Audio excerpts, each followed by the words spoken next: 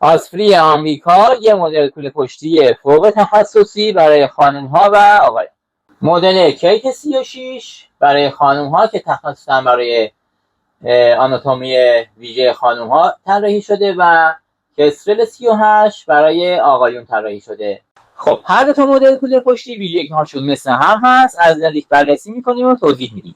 در مورد پارچه کاملا ضد خش هست و آبگویی است. دوخت و دود بسیار ظریفی داریم ولی در عین حال بسیار بادوام. ریزه‌کاری هایی در مورد دوام مدل پشتی انجام شده که کمتر کوله پشتی داره، کفش کاملا تقویت شده با این ذره هایی که فرمش داخل هست و همینطور لبه کمرها. پشتی این کوله پشتی با سیستم ایر اسکیپ طراحی شده، ترکیب فوم و توری هست، آنتی باکتریال و آنتی میکروبیال و همینطور با طراحی فوق‌العاده بالا. یه حسن خیلی بالایی که این کوله پشتی داره، قسمت کملبک کوله پشتی هست که میتونین از قسمت بیرون جاسازی کنین که فضای داخلی کوله پشتی رو نگیره. پشتیش هم قابلیت تنظیم داره از سایز اسمال تا ایکس لارج.